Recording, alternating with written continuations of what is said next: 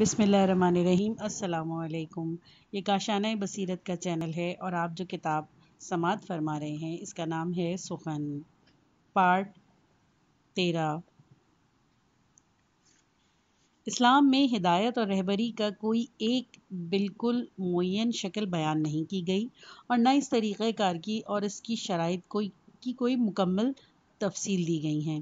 بنیادی طور پر ایسی تفصیل دی بھی نہیں جا سکتی کیونکہ حالات کے لحاظ سے اس میں فرق ہوتا رہتا ہے۔ ہدایت و رہبری نماز کی طرح تعبدی نہیں کہ اس کی کوئی ایک ہی شکل مقرر ہو، یا کوئی وظیفہ یا منتر بھی نہیں کہ ہر سانپ کے ڈسے یا بچھو کے کانٹے پر پڑھ کر پھونک دیا جائے۔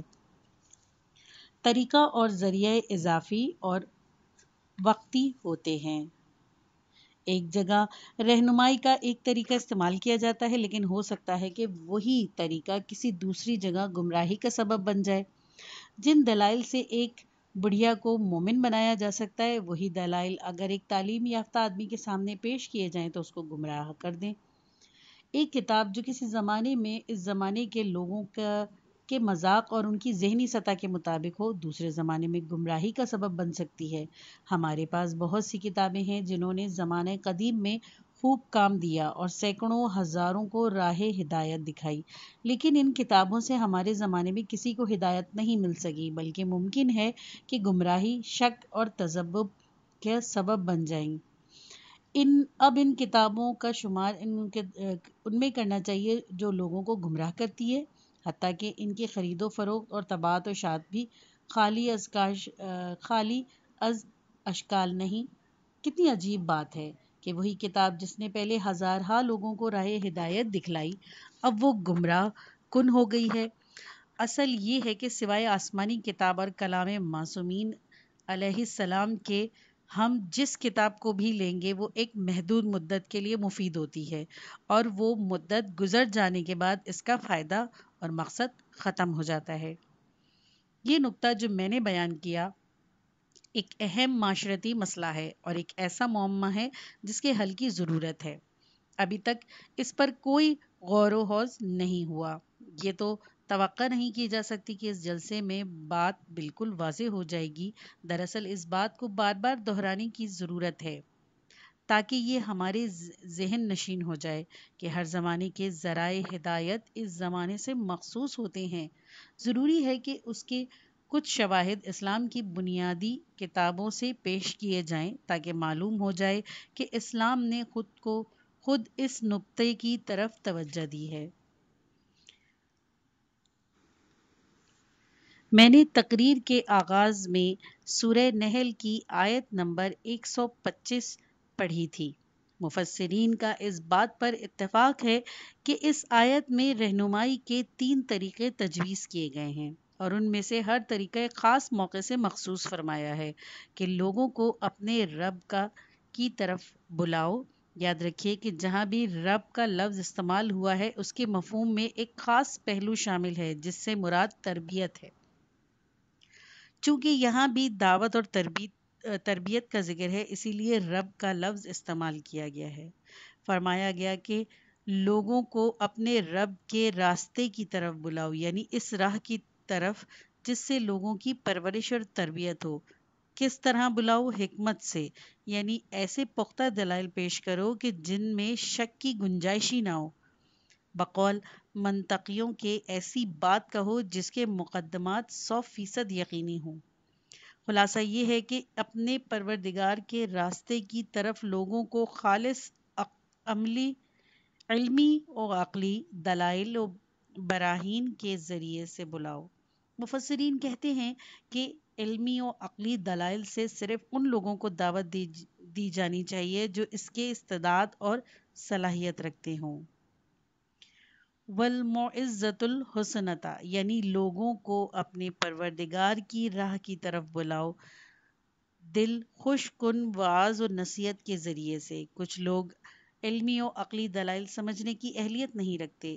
ان کی رہنمائی کا طریقہ وعظ و نصیحت ہے۔ ان کی ہدایت کے لیے مثالوں، قصوں، کہانیوں اور ہر اس چیز سے کام لینا چاہیے جس سے وہ متاثر ہو سکیں۔ وعظ و نصیحت کا تعلق دل سے ہے۔ اکثریت ایسے ہی لوگوں کی ہے جن کہ دل زیادہ آسانی سے متاثر ہو سکتے ہیں بمقابلہ دماغ کے۔ یعنی اگر آپ کسی ایسے کا شخص سے واسطہ پڑے جس کا مقصد حقیقت معلوم کرنا ہے اور اس بات کو سمجھنا نہیں کہ بلکہ صرف بحث کرنا ہے، اور جو اس انتظار میں رہتا ہے کہ مخالف کو کوئی ایک بات پکڑ کر اس پر جھگڑنا شروع کر دے، تو آپ ایسے شخص سے بحث کیجئے، لیکن عمدگی اور شائستگی سے۔ لیکن بحث میں حق و صداقت کو نظر انداز مت کیجیے، انصاف سے کنارہ کشی اختیار نہ کیجیے، غلط بات مت کہیے، جھوٹ اور فریب سے کام مت لیجیے، وغیرہ وغیرہ۔ اس آیت میں رہنمائی کے 3 مختلف طریقے بتلائے گئے ہیں، ہر طریقہ ایک خاص موقع کے لیے ہے۔ اس سے معلوم ہوا کہ اس مقصد کے لیے ہر موقع پر یکساں اور ایک ہی طریقہ اختیار نہیں کیا جا سکتا۔ انبیاء کے معجزات میں اختلاف کا سبب۔ اس مضمون کی تائید میں ایک نسبتاً مشہور روایت سے بھی ہوتی ہے، اگرچہ وہ روایت پیغمبروں کے معجزات کے بارے میں ہے جو ہر دور میں ایک ہی طرح کے نہیں تھے، لیکن بہرحال اس روایت سے ہمارے قول کی تائید ضرور ہوتی ہے۔ یہ روایت ایک سوال کا جواب ہے اور اس سے ابن سکیت نے امام محمد تقی علیہ السلام سے روایت کیا ہے۔ ابن سکیت ایک مشہور ادیب گزرا ہے جس کا ذکر ادبی کتابوں میں بکثرت ہے۔ یہ امام ہادی علیہ السلام کا ہم عصر تھا، یعنی متوکل کے عہد خلافت میں زندہ تھا اور اسی کے ہاتھ سے مارا گیا۔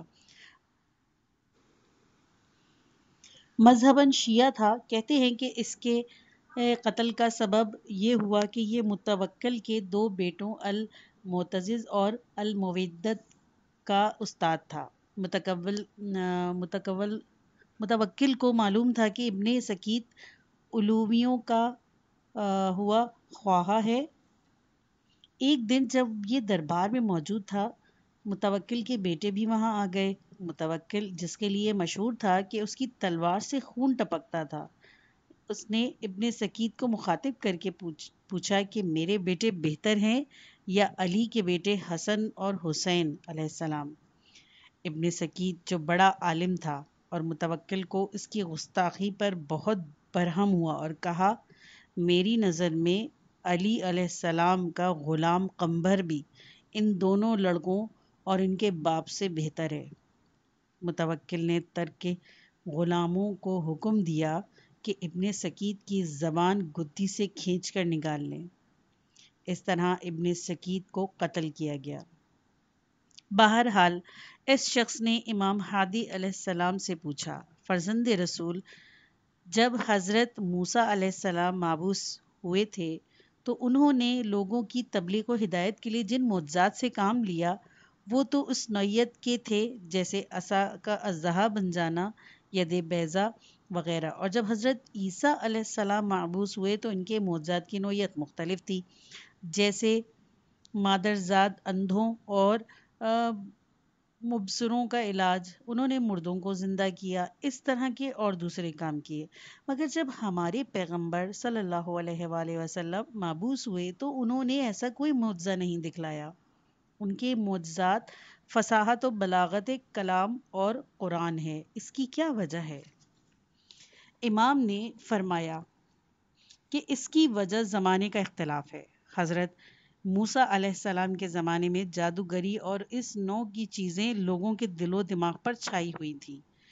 حضرت موسیٰ علیہ السلام کے معجزات بھی انہی چیزوں کے مشابہ تھے، جبکہ وہ لوگ صرف جادو اور نظر بندی سے کام لیتے تھے، اور حضرت عیسیٰ علیہ السلام کا زمانہ وہ تھا جب متعدد طباع حیرت انگیز علاج کرتے تھے۔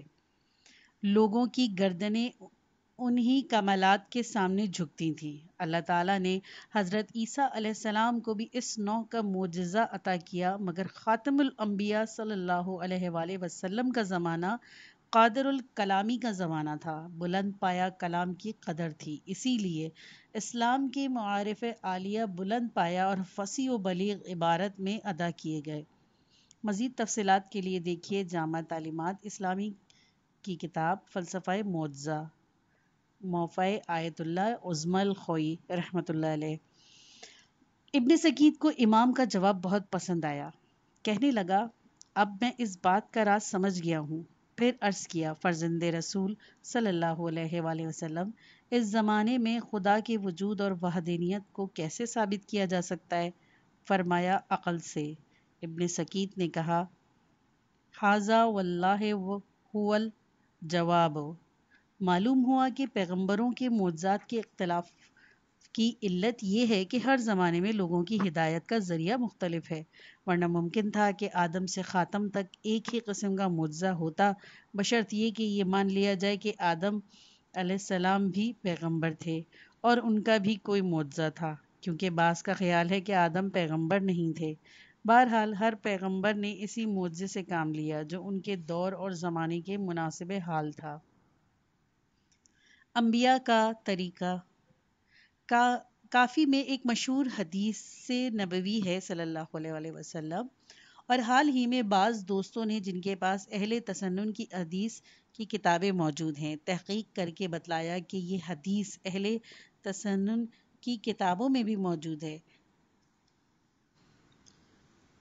اس کے مطابق رسول اکرم صلی اللہ علیہ وآلہ وسلم نے فرمایا، ہم پیغمبر مامور ہیں کہ لوگوں سے ان کی عقل کے مطابق گفتگو کریں۔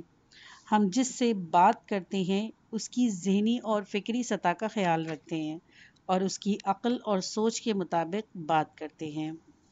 جس کی فکری سطح بلند ہوتی ہے اسی کی سطح کے مطابق، اور جس کی فکری سطح پست ہوتی ہے اس کی سطح کے مناسب گفتگو کرتے ہیں۔ ایک عام آدمی سے ایسے اونچی بات نہیں کرتے جس سے اس کا سر ہی چکرا جائے، اور نہ کسی ہوشیار آدمی کو وہ جواب دیتے ہیں جو ایک بڑھیا کو دیتے ہیں۔ اپنی مثنوی میں مولانا رومی نے اس حدیث کے مضمون کی طرف اشارہ کیا اور وہ کہتے ہیں کہ پست می گویم باندازۂ عقول، عیب نبود این بودکار رسول۔ نبیوں کی روش اور فلسفیوں کی روش میں ایک فرق یہ بھی ہے کہ فلسفی ہمیشہ ایک مقررہ سطح کے دلائل سے کام لیتے ہیں، ان کے اسٹور میں ایک سے زیادہ قسم کا مال ہی نہیں ہوتا، لہٰذا جو گاہک ان کے پاس آتے ہیں وہ بھی ایک ہی طبقے کے ہوتے ہیں۔ فلسفی مخصوص اصطلاحات کا استعمال کیے بغیر اپنا مطلب بیان نہیں کر سکتے، اسی لیے صرف وہی لوگ ان کی بات سمجھ سکتے ہیں جو ان کی زبان جانتے ہیں۔ کہتے ہیں کہ افلاطون کے مشہور مدرسے کے دروازے پر جو ایتھنز کے باہر ایک باغ میں واقع تھا اور جس کا نام اکاڈیما تھا، اور اس کی مناسبت سے اب علم کی فن کی بڑی درسگاہ کو اکیڈمی کہتے ہیں، ایک شعر لکھا ہوا تھا جس کا مفہوم یہ تھا کہ جو شخص جیومیٹری نہ جانتا ہو وہ اس مدرسے میں نہ آئے۔ لیکن انبیاء کی روش یہ ہے کہ ان کی درسگاہ سے ہر قسم کے شاگرد استفادہ کر سکتے ہیں۔ یہاں ہر قسم کا مال ہے، اتنا اونچا بھی کہ افلاطون کو چاہیے آ کر شاگردی کر لے، اور اتنا معمولی بھی جس سے ایک بڑھیا کا بھی کام چل جائے۔ کسی پیغمبر کے دروازے پر یہ لکھا ہوا نہیں تھا کہ جو یہاں استفادہ کرنا چاہتا ہے اس کی تعلیم اتنی ہونی چاہیے۔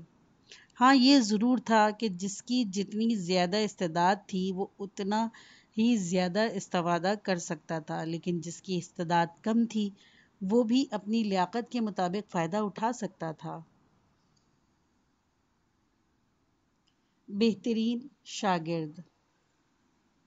یہاں سے ایک بات اور بھی مستفاد ہوتی ہے، اور وہ یہ کہ فلسفہ کے بہترین شاگرد وہ ہیں جنہوں نے ان سے براہ راست تعلیم حاصل کی، لیکن انبیاء اور اولیاء کی یہ بات نہیں۔ افلاطون، ارسطو یا ابو علی سینا کی بہترین شاگرد وہی ہیں جنہوں نے بلا واسطہ ان سے کسب فیض کیا۔ ہم کہہ سکتے ہیں کہ ابو علی سینا کے کلام کو بہترین طور پر سمجھنے والے بہمنار یا ابو عبید جوزجانی ہیں، لیکن رسول اکرم صلی اللہ علیہ وآلہ وسلم یا امیر المومنین علیہ السلام یا امام صادق علیہ السلام کے شاگرد کون تھے؟ کیا ان کے بھی بہترین شاگرد وہی تھے جو ان کے زمانے میں موجود تھے؟ نہیں، یہ بات نہیں ہے۔ اس نقطے کی طرف رسول اکرم صلی اللہ علیہ وآلہ وسلم نے اپنے کلام میں ارشاد فرمایا ہے، شاید یہ بات ان لوگوں نے جو اس وقت موجود تھے پورے طور پر نہ سمجھی ہو، مدوے چند ایسے افراد کی بات چھوڑیے جیسے سلیمان، ابو ذر اور مقداد، باقی لوگ نہیں سمجھ سکتے تھے۔ حضرت صلی اللہ علیہ وآلہ وسلم نے فرمایا، اللہ مدد کرے ان کی جنہوں نے میری بات سنی، یاد رکھی اور ان تک پہنچائی جن تک نہیں پہنچتی تھی۔ ایک دوسری روایت کے الفاظ ہیں، اللہ کرے وہ پھلے پھولے جنہوں نے میری بات سنی۔ اس کے بعد آپ نے فرمایا، کیونکہ بہت سے لوگ جن کو فقہ کی کوئی بات معلوم ہوتی ہے خود فقیہ نہیں ہوتے، اور بہت سے لوگ جن کو فقہ کی کوئی بات معلوم ہوتی ہے اس بات کو ایسے لوگوں تک پہنچا دیتے ہیں جو ان سے زیادہ فقیہ ہوتے ہیں۔ ابتدائی دور میں فقہ کی اصطلاح ایسی دینی حقیقت کے لیے استعمال کی جاتی تھی جو غور و فکر کے محتاج ہوں۔ یہاں مقصود وہ حقائق و معارف و کلمات ہیں جو لوگ خود حضرت صلی اللہ علیہ وآلہ وسلم کی زبان سے سنتے تھے اور یاد رکھتے تھے۔ وہ خود ان کو نہیں سمجھتے تھے اور نہ ان کا تجزیہ و تحلیل کر سکتے تھے، لیکن ان میں سے بہت سے ان کلمات اور حقائق کو ایسے دوسرے لوگوں تک پہنچا دیتے تھے جو ان سے بہتر سمجھتے تھے اور حقائق کا ادراک کر سکتے تھے۔ مثلاً کسی شخص نے رسول اکرم صلی اللہ علیہ وآلہ وسلم سے سنا، لا ضر ولا ضرار، لیکن وہ شخص اس جملے کے معنی کے وسط کا احاطہ نہیں کر سکا، لیکن اس نے یہ جملہ اگلی نسل تک پہنچا دیا جو اس کے معنی کچھ سمجھتی تھی۔ اس کے بعد یہ جملہ ایک نسل سے دوسری نسل تک منتقل ہوتا رہا۔ ممکن ہے کہ 20ویں نسل اس کو پہلی اور دوسری اور تیسری نسل سے زیادہ بہتر طور پر سمجھنے کی قابلیت رکھتی ہو۔ قرآن کے ساتھ بھی یہی صورت ہے۔ یہ نہیں کہا جا سکتا کہ اگلے وقتوں کے لوگ قرآن کو بہتر طور پر سمجھتے تھے۔ یہ قرآن کا اعجاز ہے کہ اس کی جتنی تفاسیر لکھی گئی ہیں اس کے معنی و مطالب ان سب سے بلند تر ہیں۔ یعنی ہر زمانے میں قرآن کی تفسیر کی گئی، لیکن جب بعد میں کے زمانے میں جب علم و فہم میں ترقی ہوئی تو قرآن کو اس کی تفسیر سے جانچا گیا تو یہی معلوم ہوا کہ قرآن اس سے بھی برتر اور بلند تر ہے۔ ہمیں کہیں دور جانے کی ضرورت نہیں، اس علم فقہ کو لیجئے۔ اصحاب رسول صلی اللہ علیہ وآلہ وسلم اور اصحاب امیر المومنین علیہ السلام اور اصحاب صادق علیہ السلام، یہاں تک کہ زرائع اور ہاشم بن الحکم اور جیسے حضرات بھی فقہی قواعد کو جو رسول اکرم صلی اللہ علیہ وآلہ وسلم یا ائمہ سے ان تک پہنچے اس طرح نہیں سمجھ سکتے تھے اور نہ ان کا اس طرح تجزیہ کر سکتے تھے، جیسے مثلا محقق حلی، علامہ حلی اور شیخ مرتضی انصاری ان کو سمجھتے تھے اور ان کا تجزیہ کرتے تھے۔ بس معلوم ہوا کہ فلسفیانہ طریقے میں استاد کے کلام کا مفہوم سب سے بہتر وہ سمجھتا ہے جو سب سے قدیم ہو، لیکن انبیاء اور اولیاء کے مکتب میں ان کے کلام کے معنی و مفہوم کو سب سے بہتر وہ سمجھاتا ہے جو آتا تو ہے بعد میں، لیکن علم و فہم میں اس کا درجہ اگلوں کی نسبت بلند ہوتا ہے۔ یہ بجائے خود نبوت کے ایک معجزہ ہے۔ باب توحید کی بعض روایات میں آیا ہے کہ چونکہ اللہ تعالیٰ کے علم میں تھا کہ آخری زمانے میں ایسے لوگ ہوں گے جن کی سوچ گہری ہوگی اور جن کو غور و فکر کی عادت ہوگی، اسی لیے اللہ نے سورہ توحید اور سورہ حدید کی ابتدائی آیتیں نازل فرمائیں جو توحید کی عالی ترین اور دقیق ترین مسائل پر مشتمل ہیں۔ اس سے معلوم ہوا کہ اس زمانے کے لوگوں میں ان آیات کو پورے طور پر سمجھنے کی لیاقت نہیں تھی، اسی لیے آئندہ ایسے لوگ آنے ضروری ہیں جو ان آیات کو کما حقہ سمجھ سکیں۔ یہ آیات انہی آنے والوں کی روحانی غذا ہیں۔ البتہ یہ ضرور ہے کہ چونکہ ان آیات میں آخری حد بیان کر دی گئی، اسی لیے اگر کوئی اس حد سے تجاوز کرے گا تو ہلاک ہو جائے گا۔ یہ ہے معجزہ نبوت کا اور یہ ہے معجزہ اس قرآن کا۔ جس کے متعلق کہا گیا لا تنفذی عجائبۃ ولا تفنی غرائبۃ۔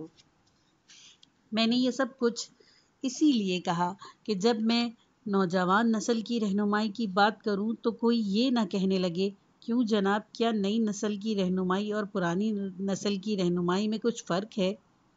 کیا ان کی اور ان کی نماز الگ الگ ہے؟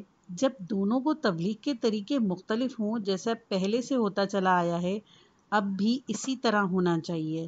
ہماری دادا دادی تو کسی طرح ایک مجلس میں شریک ہو گئے اور وہیں خدا شناس ہو گئے اور انہوں نے ہدایات پالی۔ کمبخت نئی نسل کو بھی چاہیے کہ وہیں جا کر بیٹھے اور کچھ سیکھے۔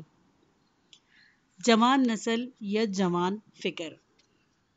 میں یہ بات بھی واضح کر دینا چاہتا ہوں کہ جب ہم نوجوان نسل کی بات کرتے ہیں تو ہمارا مقصد نوجوان افراد نہیں بلکہ وہ لوگ ہوتے ہیں جو اپنی تعلیم اور جدید تمدن سے واقفیت کی بنا پر ایک مخصوص طرز فکر کے مالک ہیں، وہ چاہے بڈھے ہوں یا جوان۔ اس طبقے کی اکثریت ضرور جوانوں پر مشتمل ہے، اسی لیے ہم اس نوجوان نسل کو کہتے ہیں، ورنہ بہت سے بڈھوں کا طرز فکر بھی جدید ہے۔ ایسے ہی بہت سے نوجوان ہیں جن کی سوچ پرانی اور بڈھوں کی سی ہے۔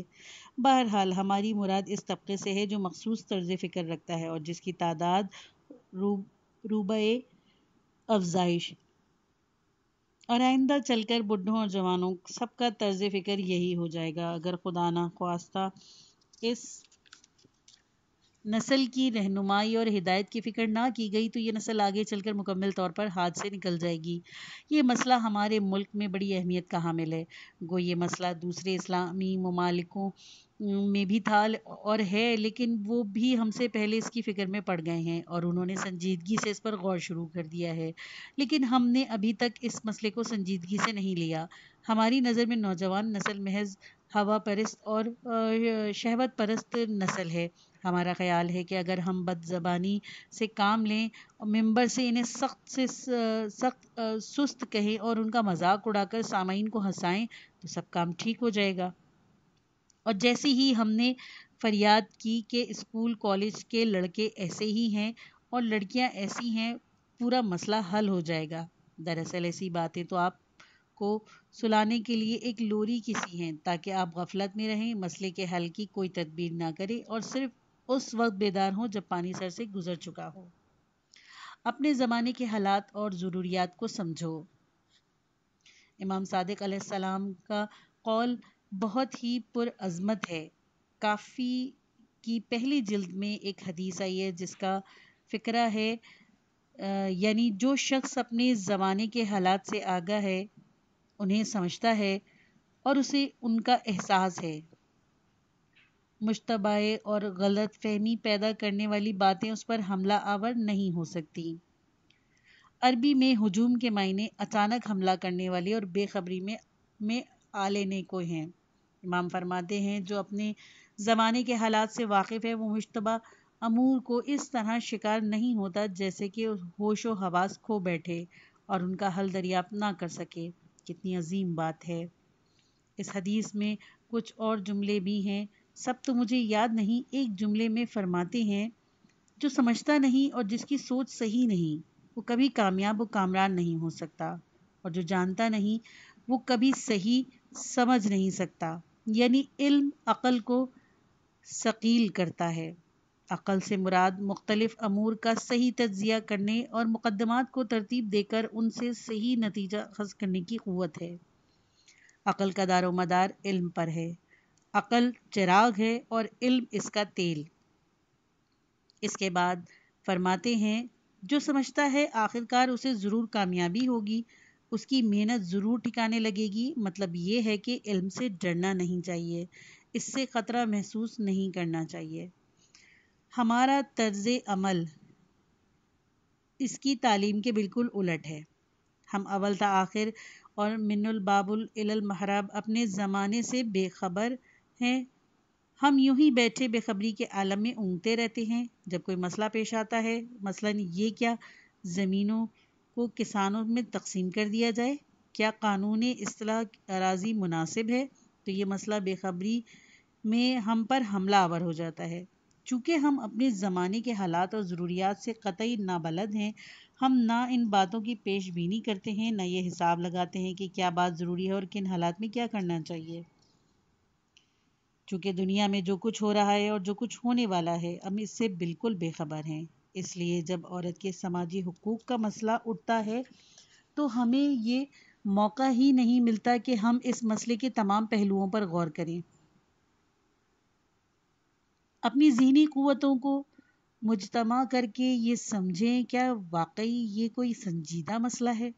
جو لوگ کہتے ہیں کہ عورتوں کو سماجی حقوق دیے جائیں، کیا واقعی وہ اپنی بات میں سنجیدہ ہیں؟ کیا واقعی وہ اپنی زیادتیوں کی تلافی کرنا چاہتے ہیں؟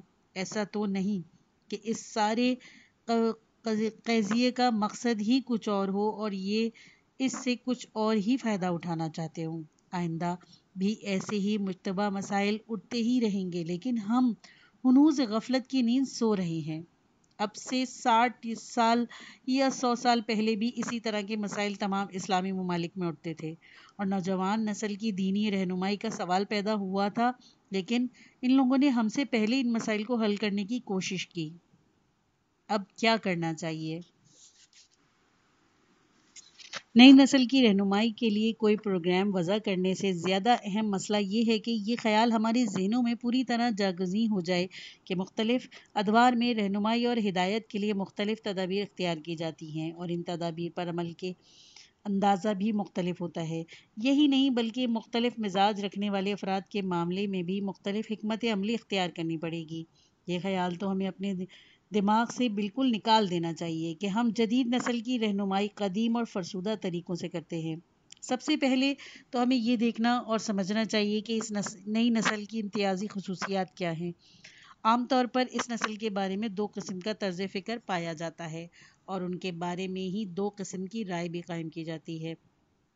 ایک طبقے کی رائے میں تو یہ لوگ خام خیالی میں مبتلا ہیں، مغرور ہیں، ہوا و ہوس کی میں گرفتار ہیں، شہوت پرست ہیں، غرض ان میں ہزاروں عیب ہیں۔ یہ طبقہ ہمیشہ اس نسل کے برا بھلا کہتا ہے اور متون کرتا رہتا ہے، مگر خود نوجوان نسل کی رائے اس کی بالکل برعکس ہے۔ انہیں اپنے آپ میں کوئی عیب نظر نہیں آتا، وہ خود کو مجسمہ عقل و ہوش اور نہایت ذہین اور بلند خیال سمجھتا ہے۔ پرانی نسل نئی نسل کو کافر اور فاسق کہتی ہے اور نئی نسل پرانی کو جاہل اور احمق۔ یہ انہیں کہتے ہیں کہ تم کافر ہو اور شہوت پرست ہو، اور وہ انہیں کہتے ہیں کہ تم نادان ہو، سمجھتے نہیں ہو۔ البتہ اصولی طور پر یہ کہا جا سکتا ہے کہ ہر اگلی نسل پچھلی نسل سے بہتر ہوتی ہے اور بدتر بھی۔ تقریر کے آغاز سے پہلے سورہ احقاف کی جو آیات میں نے تلاوت کی تھی وہ میری رائے میں ان دونوں نسلوں کا نقشہ پیش کرتی ہیں۔ ایک نسل اچھی ہے، دوسری بگڑی ہوئی، لیکن یہ نہیں کہا جا سکتا کہ بعد میں آنے والی ہر نسل پہلی نسل سے خراب ہی ہوتی ہے اور دنیا روز بروز بگاڑ کی طرف جا رہی ہے، اور یہ بھی نہیں کہا جا سکتا کہ ہر بعد میں آنے والی نسل پہلی نسل سے بہتر ہوتی ہے، اور اس کا انحطاط کا کوئی سوال ہی نہیں۔ آیت یہ ہیں سورہ احقاف کی آیت نمبر 15۔ ہم نے انسان کو اس کی ماں باپ سے بھلائی کی تلقین کی، اس کی ماں نے تکلیف اٹھا کر اسے پیٹ میں رکھا اور تکلیف اٹھا کر اسے جنا، اس کے حمل سے دودھ چھٹائی تک کی مدت سے 30 مہینے ہے۔ جب وہ پختہ عمر کو پہنچ گیا اور 40 سال کا ہو گیا تو کہنے لگا، اے میرے پروردگار، مجھے توفیق عطا کر میں اس احسان کا جو تو نے مجھ پر کیا اور میرے والدین پر کیا شکر ادا کروں اور ایسے نیک کام کروں جس سے تو راضی ہو۔ پروردگار، تو مجھے نیک اولاد دے، میں تیری طرف رجوع کرتا ہوں، تیرے امر کو تسلیم کرتا ہوں۔ اس آیت میں نسل صالح کی طرز فکر کا بیان ہے۔ کہتے ہیں کہ یہ آیت سید الشہداء علیہ السلام کے بارے میں نازل ہوئی۔ یہ تو صحیح ہے کہ آپ اس آیت کا مصداق کامل ہیں، تاہم آیت عام ہے۔ اس آیت میں صالح نسل کی 5-6 خصوصیات بیان کی گئی ہیں۔ پہلی تو ہے کہ اللہ کی نعمتوں اور اس کے احسانات کی قدر شناسی اور ان پر شکر گزاری۔ خدا کا نیک بندہ اور ان کی نعمتوں اور ان کے احسانات کے پیش نظر جو اللہ نے اس پر کیے اور اس کی گزشتہ نسل پہ کیے، کہتا ہے خدایا مجھے طاقت دے کہ میں تیرے احسانات کی قدر کروں اور تیری نعمتوں سے تیری مرضی کے مطابق استفادہ کروں۔ ہر نعمت کا اصل شکر یہی ہے کہ اس سے وہ فائدہ اٹھایا جائے جس کی وہ مستحق ہے۔ صالح نسل کی دوسری خصوصیت یہ ہے کہ وہ اللہ تعالیٰ سے عمل کی توفیق مانگتی ہے اور ایسے عمل کی کوشش کرتی ہے جو مفید ہوں اور جس سے خدا کی خوشنودی اور رضا حاصل ہو۔ تیسری خصوصیت یہ ہے کہ وہ آنے والی نسل کی صلاح و فلاح اور اصلاح کی طرف بھی توجہ دیتی ہے۔ چوتھی خصوصیت یہ ہے کہ وہ اپنی گزشتہ کوتاہیوں سے توبہ کرتی ہے اور خدا کی طرف رجوع کرتی ہے۔ پانچویں بات یہ ہے کہ وہ اللہ تعالیٰ کی تکوینی اور تشریحی تمام کام کے سامنے سر تسلیم خم کرتی ہے، کیونکہ ان کے احکام سے سرتابی ہلاکت اور بربادی کا باعث ہے۔ اس نسل کے بارے میں اللہ تعالیٰ فرماتا ہے، سورہ احقاف کی آیت نمبر 12، یہاں پر جمع کا صیغہ استعمال ہوا ہے جس سے معلوم ہوتا ہے کہ کوئی ایک مخصوص فرد مراد نہیں۔ اللہ تعالیٰ فرماتا ہے کہ یہ نسل اور یہ افراد ایسے ہیں کہ ہم ان کے نیک اعمال قبول کرتے ہیں اور ان کی خطاؤں کو درگزر کرتے ہیں۔ وہ جنتی ہیں جن سے سچا وعدہ کیا گیا ہے۔